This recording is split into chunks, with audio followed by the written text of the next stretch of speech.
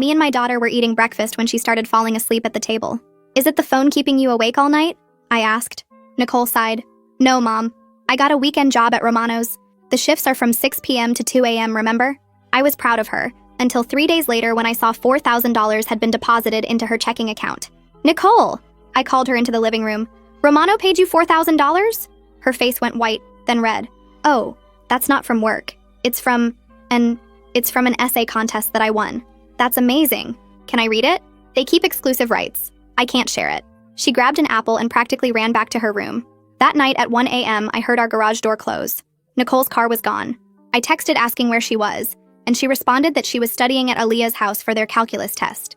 When she came home at 6:45 a.m. for breakfast reeking of men's cologne, she looked exhausted. Late night studying? I asked. Yeah, calculus is brutal this year. She wouldn't meet my eyes. I called Aaliyah's mom Friday afternoon trying to sound casual. The girls have been studying so hard together lately. Really? Aaliyah mentioned they haven't hung out in weeks. Is everything okay? My stomach dropped. Yes, of course. I must have misunderstood. That weekend, Nicole came downstairs wearing a turtleneck in April. New style? I asked, trying to keep my voice light. Yeah, dark academia aesthetic. It's a thing. When she reached for the orange juice, her sleeve listed and I saw these angry red scratches on her neck. She saw me looking and yanked the collar up. Aaliyah's cat is psycho, she said quickly. I drove to Romano's that Saturday night, and when I asked for my daughter, the manager looked at me like I was crazy. Nicole doesn't work here? I repeated, even though I'd heard him clearly. No, ma'am. We only hire family. The next morning was when everything shifted. Another $4,000 hit her account. That was $8,000 in 2 weeks. My 17-year-old daughter was making more than I made in a month. Mom, can I borrow your reading glasses? She asked that afternoon. Since when do you need glasses? I don't. I just need to look older for work stuff. She grabbed them before I could ask more questions. And when I found condoms in her purse, I knew I had to do something. On Friday night, I pretended to go to bed early. I heard her car leave at 11 p.m. and waited 5 minutes before following her. She drove toward Riverside where the hotels were, the ones that rented by the hour. My hands were shaking so bad I could barely keep them on the steering wheel. She pulled into Sunrise Senior Care Facility, the nursing home I used to work at. The security guard at the front desk smiled when I walked in. Are you here to see Nancy? She's doing med rounds on 2. I froze. Nancy was my name. I just smiled and said yes. I rushed to the second floor and found my daughter in scrubs, wearing my reading glasses, pushing a medication cart down the hall. Her clipboard hit the floor. Mom. An elderly man poked his head out of a room. Everything all right, Nancy dear? Yes, Mr. Rob. Just give me a minute. Her voice was professional, calm. She pulled me into an empty break room and closed the door. Her hands were shaking. I've been working here for 4 months. As what? You're 17 years old. I'm a nurse. I use your old license, Mom. They never checked. They were desperate for overnight staff and... You're committing fraud, identity theft. These residents could die. I studied. I watched YouTube videos. I learned all the medications. The residents love me. Mr. Rob only lets me help him with his insulin. Miss Lee says I'm better than... Why? My voice cracked. Why would you risk everything? Nicole's face crumbled. She reached into her scrubs pocket and pulled out a pregnancy test. 2 pink lines. My legs went weak. Who? The word came out as a whisper. It's Mr. Dorans. The name sounded familiar. He said I was special. Nicole was sobbing now. He loves me. His wife doesn't understand him like I do. He told me I'm so mature for my age. The words made my blood run cold. He said if I could prove I was adult enough to support myself, to take care of a baby, he'd leave his wife when I turn 18. He checks my bank account, makes sure I'm saving enough for our future. The pieces finally clicked. Mr. Doran was the assistant principal. Nicole, he's 55 years old. She broke down crying. I grabbed her shoulders and looked around the empty break room, checking that no one else was listening. Nicole's whole body was shaking, and she kept wiping her nose with the sleeve of her scrubs. The pregnancy test was still in her hand, and I took it from her, shoving it in my pocket before anyone could walk in and see it. My mind was racing with 1,000 questions, but I knew we had to get out of this place right now. Nicole pulled away from me and started pacing back and forth, her sneakers squeaking on the floor. Mom, I can't just leave, she said, her voice cracking. Mr. Rob needs his insulin at 2, and Miss Lee hasn't had her evening meds yet. I watched my daughter wipe her face with a paper towel and straighten her scrubs, trying to pull herself together. She was right about the residents needing care, but we couldn't stay here another minute. I told her we'd call the supervisor from the car, and she nodded, grabbing her clipboard from where it had fallen. We walked out of the break room, and Nicole went to each room, checking on the residents one more time. Mr. Rob was already asleep, but Miss Lee called out asking for her pills. Nicole told her another nurse would be there soon, and squeezed the old woman's hand. I waited by the elevator, my legs feeling weak, watching my daughter say goodbye to people who thought she was me. The security guard waved as we left, and I forced myself to smile back. In the parking lot, Nicole's hands were shaking so bad she dropped her keys twice. I took them from her and unlocked her car, then remembered I'd driven here too. We decided to leave my car and come back for it later. Nicole sat in the passenger seat and I handed her my phone, making her call the night supervisor. She cleared her throat and reported a family emergency, saying she had to leave immediately. The supervisor sounded annoyed but said she'd send an agency nurse within the hour. Nicole hung up and slumped in her seat, pulling her knees up to her chest. The drive home was silent except for Nicole's sniffling. About halfway there, she started talking in this flat voice about how Mr. Doran checks her bank account every single week. He makes her show him the balance on her phone to prove she's saving enough money. He told her if she can save $20,000 by her 18th birthday, it'll prove she's responsible enough to raise their baby. My hands gripped the steering wheel so tight my knuckles went white. This man had been controlling every part of my daughter's life and I hadn't even noticed. Nicole kept talking about how he helped her set up direct deposit at the nursing home and how he calculated exactly how much she needed to save each month. When we got home, I made Nicole sit at the kitchen table while I made us both tea. My hands were still shaking as I set the mugs down. I tried to explain that what Mr. Doran was doing wasn't love, that a 55-year-old man pursuing a teenager was wrong. Nicole just stared at her tea and kept saying I didn't understand. She said he was the only person who really saw her potential, who treated her like an adult. She said his wife was cold and didn't appreciate him. I wanted to scream, but I kept my voice steady, asking her when this all started. Nicole said it began with tutoring sessions after school for her AP history class. He'd noticed she was struggling and offered to help. Then the sessions turned into coffee meetings and then dinners. She thought she was special because the assistant principal was paying attention to her. After about an hour of going in circles, Nicole said she needed a shower. I heard the water running and quietly picked up her phone from the table. Her passcode was still her birthday, and I got in easily. My stomach turned as I scrolled through hundreds of messages from Doran. He called her his angel, his future, his reason for living. There were messages about their plans to move away together once she graduated, screenshots of houses he wanted to buy for them, pictures she'd sent him that made me want to throw the phone against the wall. I forced myself to screenshot everything, sending it all to my email. The bank app showed every deposit, $4,000 exactly, twice a week for the past 2 months. There were also smaller amounts, 500 here, 300 there, all from the same routing number. I looked up the number and it came from a personal checking account, not the nursing home. Doran was paying her directly. When the shower stopped, I put the phone back exactly where it was. Nicole came downstairs in her pajamas, her eyes red and puffy. She grabbed an apple from the counter and went straight to her room without saying anything. I sat at my desk with a notepad, writing down everything that could go wrong. Nicole could be arrested for identity fraud and practicing nursing without a license. I could lose my nursing license forever for not securing my credentials. The nursing home could sue us both. And if we reported Doran, he could destroy us with what he knew.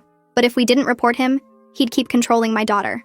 The next morning, I knocked on Nicole's door at 7. She was already awake, sitting on her bed with her laptop. I told her she wasn't going to the school alone anymore. Either she came with me to get help or she stayed home, but there was no way I was letting her near that man without me there. We argued for 20 minutes before agreeing to go together, but arrived late, after I figured out who at the school we could trust. Nicole got dressed in jeans and a hoodie, covering the scratches on her neck. We drove to the school in silence and I parked in the visitor lot. As we walked toward the building, Nicole grabbed my arm and pointed. Doran was standing by the main entrance talking to a group of students. He was smiling and laughing like nothing was wrong. Nicole's breathing got fast and shallow. She was having a panic attack right there in the parking lot. I turned us around immediately and got her back in the car. Her whole body was shaking and she kept saying she couldn't breathe. I drove around to the side of the building where the administrative offices had a separate entrance. The counselor's office had a sign saying closed for district training. I signed Nicole out at the attendance desk, saying she had a medical appointment. Back in the car, I called the number I'd found online for a sexual assault hotline. The woman who answered was calm and patient, asking if I was safe and if the victim was with me. I explained the situation while Nicole stared out the window. The advocate gave me names of therapists who specialized in teen victims of grooming. She explained our reporting options and the legal protections available. She said what Doran did was a crime regardless of what Nicole thought about their relationship. She emailed me a packet of resources and said we could call back anytime. I hung up and started calling around for appointments while Nicole sat silent in the passenger seat. The first OB office had an opening that afternoon at 3 and I grabbed it. Then I Googled detectives who handled these kinds of cases and found one named Cormac Marshall who worked with teen victims. His secretary said he could see us tomorrow morning.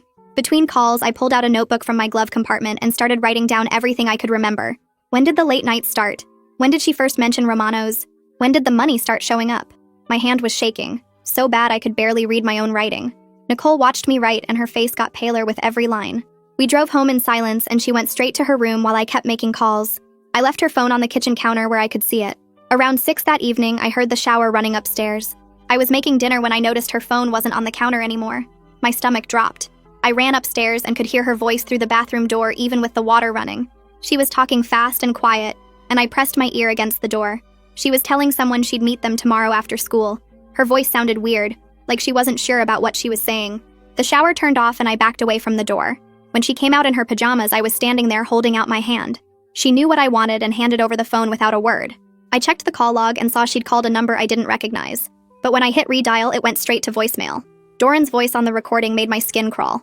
I looked at the call history again, and she'd already deleted it once, but the phone company app still showed it. She grabbed for the phone, but I pulled it away. That's when the screaming started. She called me controlling and crazy and said I was ruining her life. She said Doran understood her and I was just jealous because nobody wanted me. The words stung, but I kept the phone. She tried to push past me toward the stairs, and I had to physically block the doorway. She was crying and hitting my arms trying to get through. I held my ground even though my heart was breaking. She finally gave up and slammed her bedroom door so hard the pictures on the wall shook. I sat outside her door for an hour listening to her cry. Around midnight, I thought she'd finally fallen asleep, so I went to bed. I woke up at 2 when I heard a thud outside. Requested Reds is on Spotify now. Check out link in the description or comments. I ran to Nicole's room and found her window open and her bed empty. My hands were shaking as I opened the phone tracking app on my laptop. The little dot showed her 3 miles away at a gas station on Route 9. I threw on shoes and drove there going 20 over the speed limit. I found her sitting on the curb next to the dumpsters with her knees pulled up to her chest. She was wearing pajama pants and a hoodie, and her face was red from crying. She looked up when she heard my car and didn't fight when I opened the passenger door. She got in without saying anything, and we sat there in the parking lot for 5 minutes before I started driving home. Neither of us had any energy left to fight. Back at the house, we sat at the kitchen table and I made her hot chocolate like when she was little. She held the mug with both hands and finally said she'd try therapy, but only if nobody at the school found out. I agreed immediately. We were both so tired we could barely keep our eyes open. But we'd found some kind of truce. She went to bed and I waited until I heard her breathing get deep and regular before I picked up my phone. I called the nursing home's HR department even though it was 3 in the morning. The voicemail greeting was cheerful and professional and completely wrong for what I had to say. I took a deep breath and started talking. I told them my daughter had been using my old license without my permission. I explained she'd been working there for months pretending to be me. My voice cracked when I said I knew this could end my career, but I needed them to know. I left my number and hung up. The next morning I heard Nicole moving around in her room. I knocked and asked if she wanted breakfast, but she said no. I could hear papers rustling and then crying. I realized she was reading through the packet the hotline had emailed us. The list of warning signs for grooming was long and detailed. Through the door, I could hear her sobbing, and I knew she was checking off every box. Age differences, secrecy, financial control, isolation from friends, promises about the future. It was all there in black and white. I left her alone and drove to the police station for my appointment with Detective Marshall. He was younger than I expected, with kind eyes and a calm voice. I handed him a folder with all the screenshots I'd taken from Nicole's phone, the bank records showing the deposits, the text messages about their future, the photos she'd sent him. He looked through everything carefully and took notes. He explained that teacher-student relationships were illegal regardless of what Nicole thought about consent.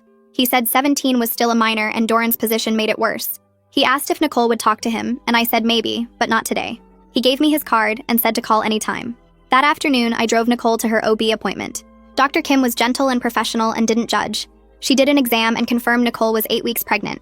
She went through all the options without pushing any direction. She talked about prenatal care, adoption, and termination. Nicole held my hand so tight I thought she might break my fingers. Her whole body was shaking.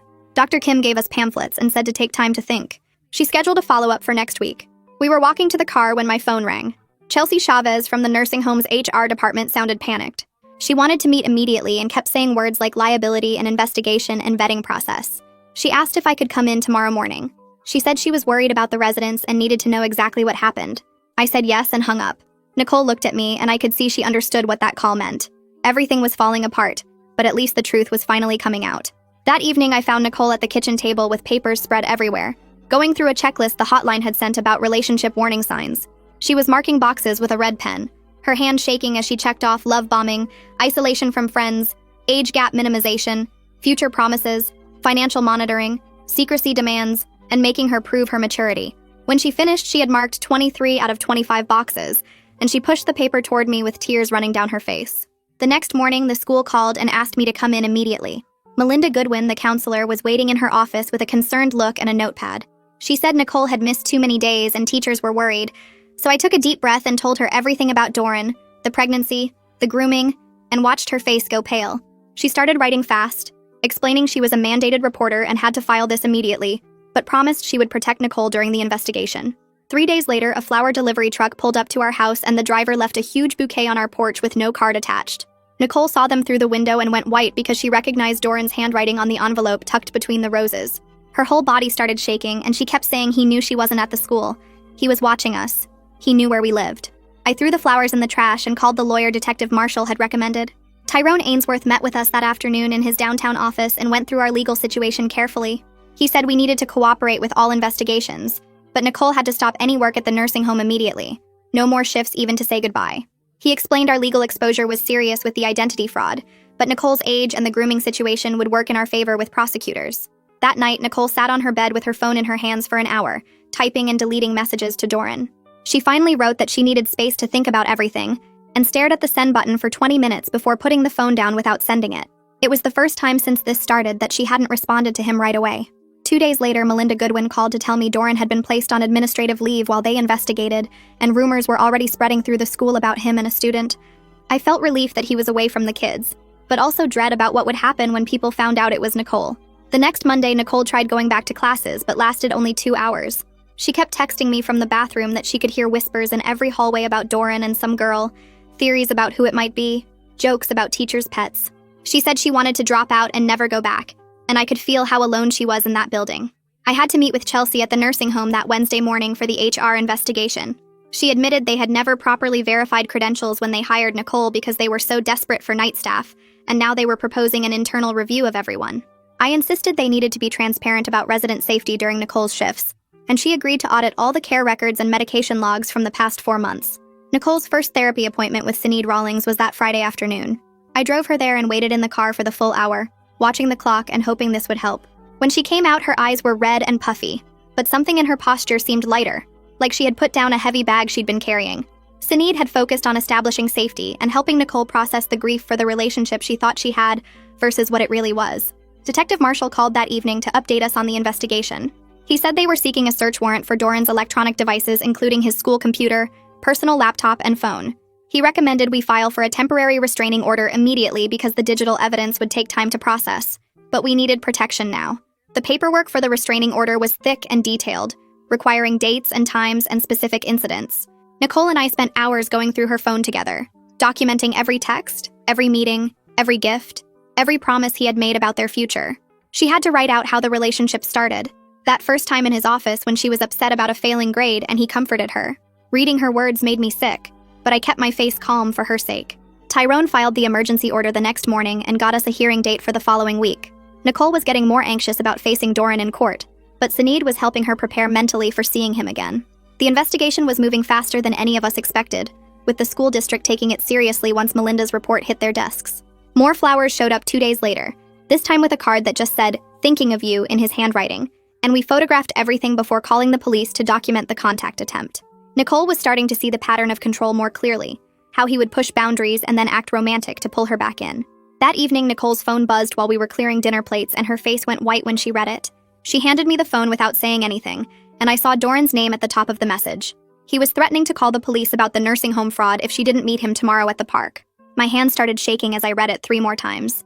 Nicole was watching my face, and for the first time since this started, she wasn't defending him or making excuses. She grabbed my hand and said she was scared. I took screenshots of everything and forwarded them to Tyrone right away. He called back within 10 minutes and told us this was exactly what we needed for the restraining order. The threat showed clear coercion and harassment. Nicole sat next to me on the couch while I typed up everything Tyrone needed for the emergency filing. The next morning, Tyrone met us at the courthouse at 8 sharp with all the paperwork ready. Nicole signed where he showed her, and I watched her hands shake as she wrote her name.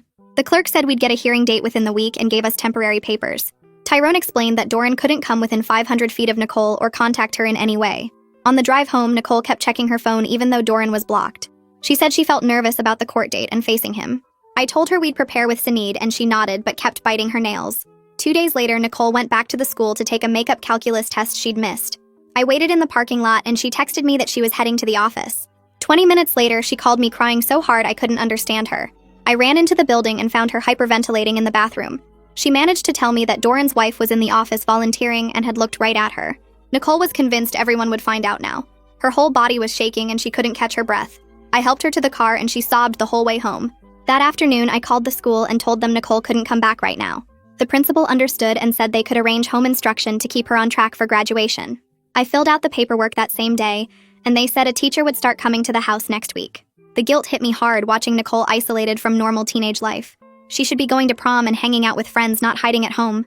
But her safety had to come first, even if it meant missing everything. Over the next few days, Nicole had long talks with Dr. Kim about her options. She also spent hours in therapy with Sanid working through everything. I gave them privacy, but I could hear Nicole crying through the door sometimes. On the fourth day, she came out of her room and told me she'd made a decision. She wanted to terminate the pregnancy.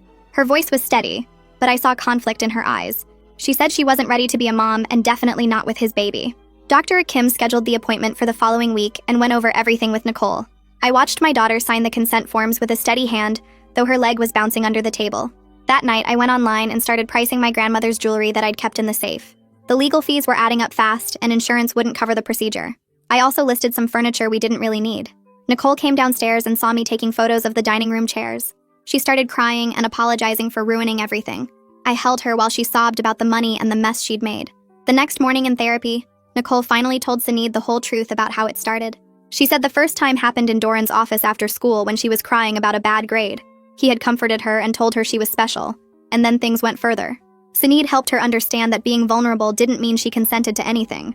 She explained how the power dynamic made real consent impossible.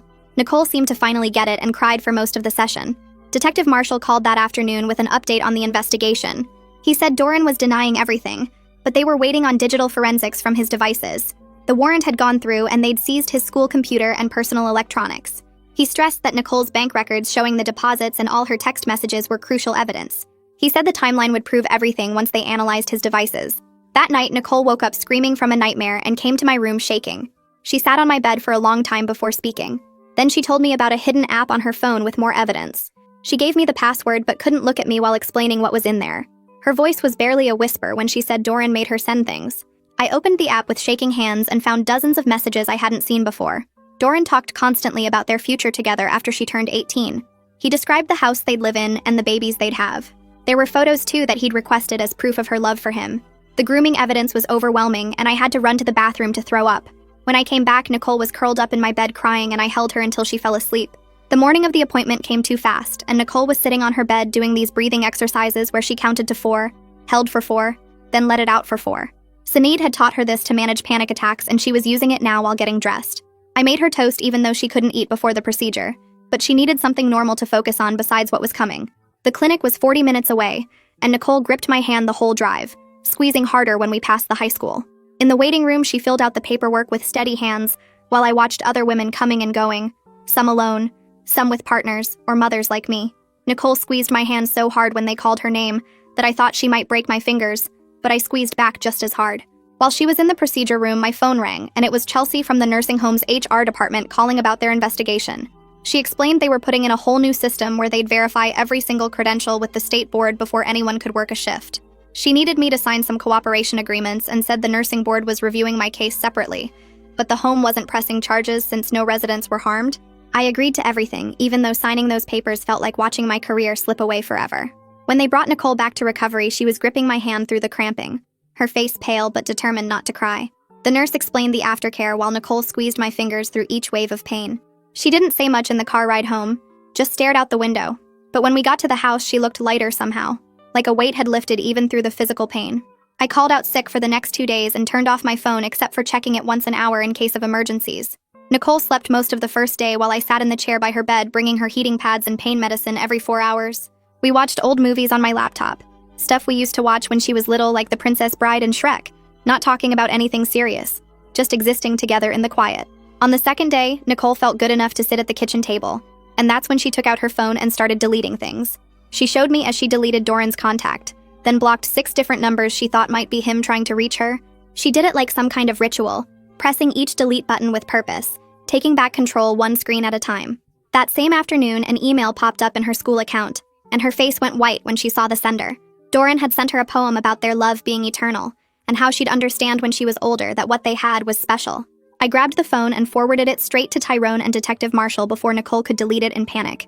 Tyrone called within an hour saying this was perfect evidence of violating the restraining order since he wasn't supposed to contact her through any means including school email. The next morning, Nicole sat at her desk for 3 hours writing this long letter to herself about what really happened versus what she thought was happening at the time.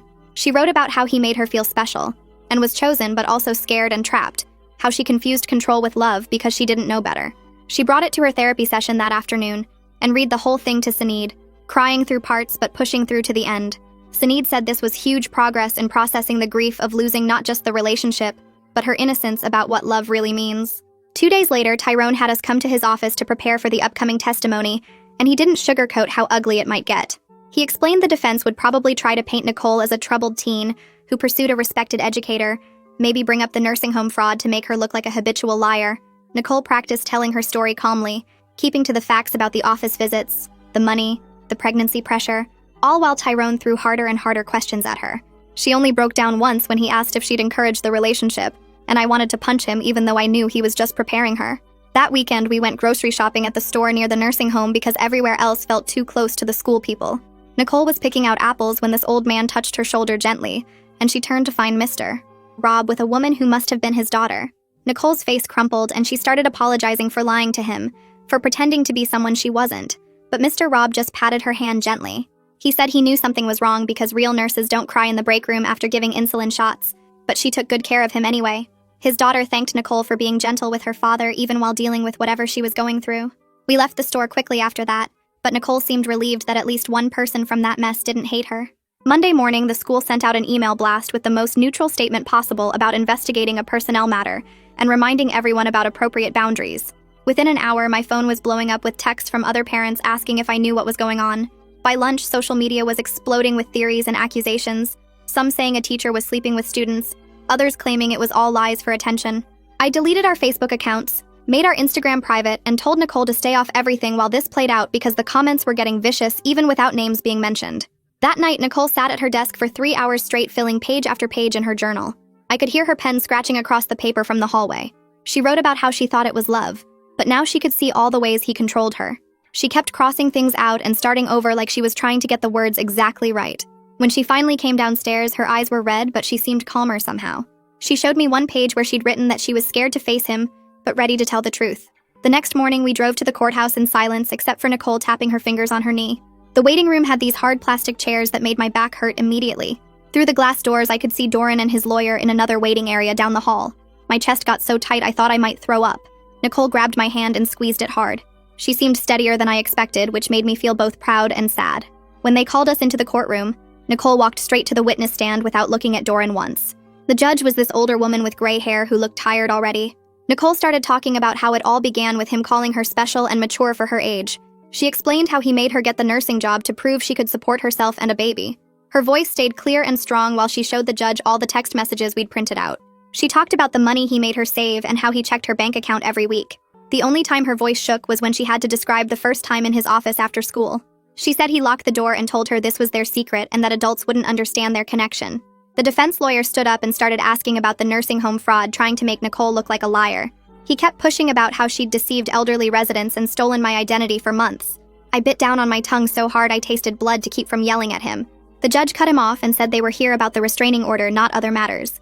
She looked through all the evidence again, including the poems and the threats about reporting the fraud. After 20 minutes that felt like hours, she granted the restraining order with no contact allowed, including through third parties or social media. Doran's face turned bright red and he started to say something, but his lawyer grabbed his arm and made him sit down. Nicole reached for my hand under the table and held on tight. Outside the courthouse, Detective Marshall was waiting by his car with a folder under his arm. He told us the DA would review everything once the device forensics came back from Doran's phone and computer. He seemed pretty confident they'd find more evidence, but warned us the criminal case could take months to build. Nicole nodded like she understood, but I could see her starting to shake now that it was over. We got home and she went straight to bed without eating anything. She slept for 14 hours straight and I kept checking on her to make sure she was still breathing. Sinead called that evening to do a phone session since Nicole was too exhausted to go to the office. I could hear Nicole crying through her bedroom door while they talked about how intense it was seeing Doran again. 2 days later, an official letter came from the nursing board about investigating my license misuse. They noted that I'd self-reported, which would help my case, but they still had to do a full review. Tyrone called after I forwarded him the letter and said he thought we could avoid criminal charges if I accepted probation terms. It wasn't great, but at least I could keep working, which we desperately needed for money. Nicole started her home instruction program that week with a teacher coming to the house 3 days a week. She actually finished her first math and English assignments on time, which felt like a small miracle. The teacher said Nicole was catching up quickly despite missing so much school. I watched her working at the kitchen table, and for the first time in months, she looked like a regular teenager doing homework. Tyrone spent hours on the phone with the nursing board going back and forth about terms. They wanted a 2-year probation with monthly check-ins and mandatory continuing education credits. He argued that given Nicole's victimization and my cooperation, they should reduce it to 1 year. After 3 rounds of negotiations, they agreed to 18 months of probation instead of prosecution. I had to sign papers accepting responsibility and agreeing to supervision, but I could keep my license and keep working.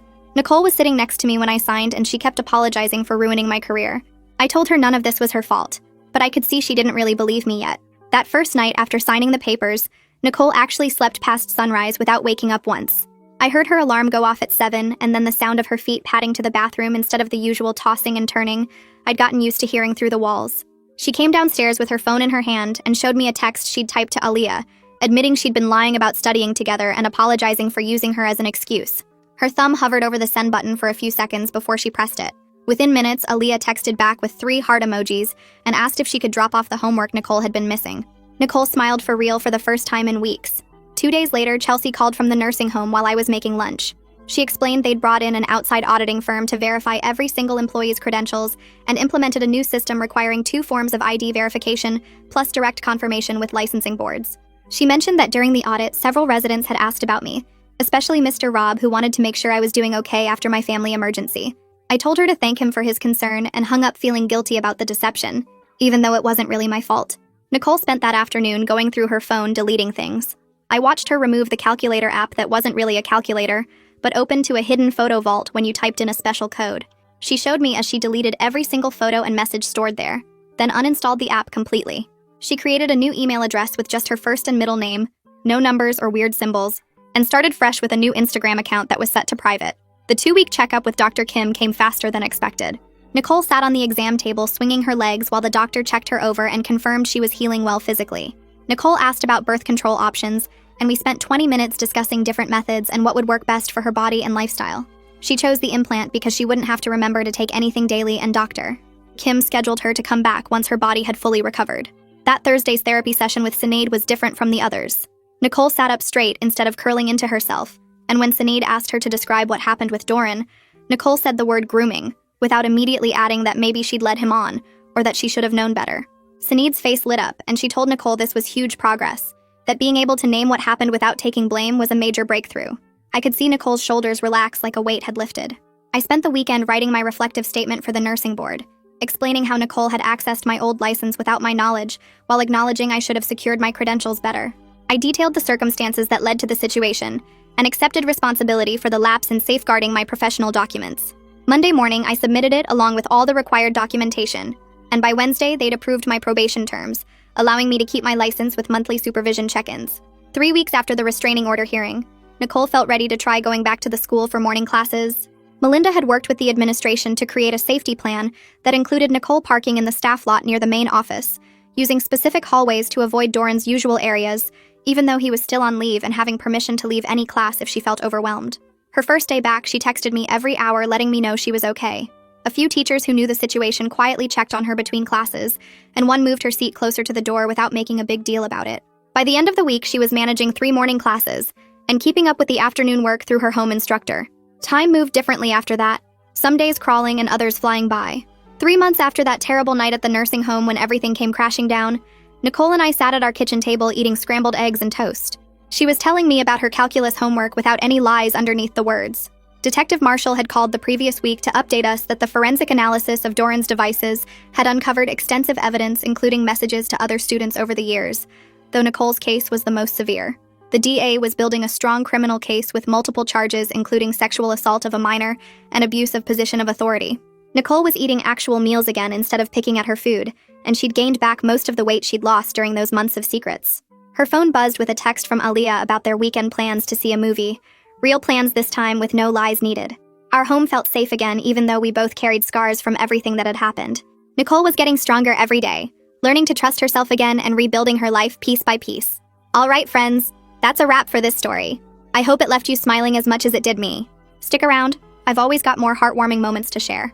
Subscribe so you don't miss the next one.